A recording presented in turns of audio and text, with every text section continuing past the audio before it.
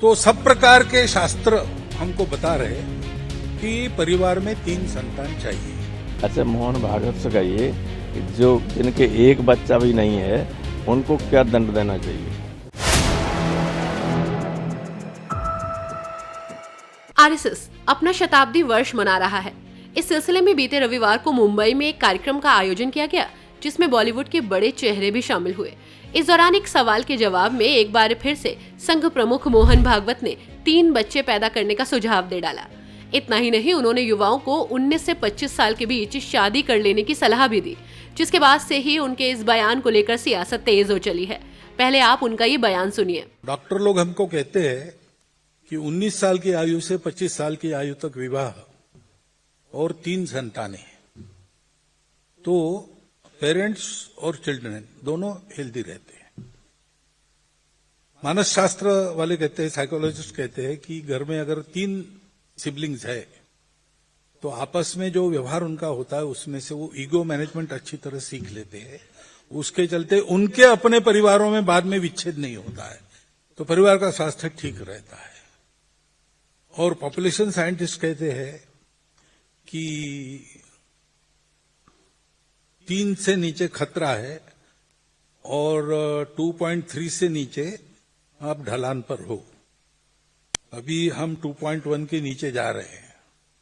बिहार वगैरह के कारण बचे हैं हम, अब थोड़े ऊपर है।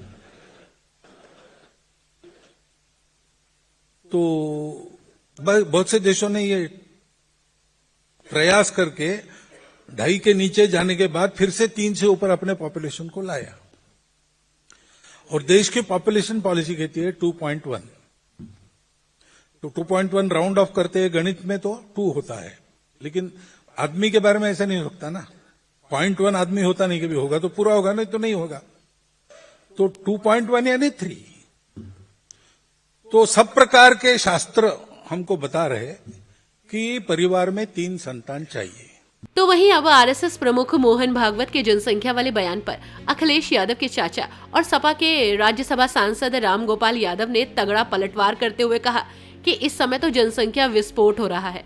मोहन भागवत से पूछिए कि जिनके एक भी बच्चा नहीं है उन्हें क्या सजा मिलनी चाहिए।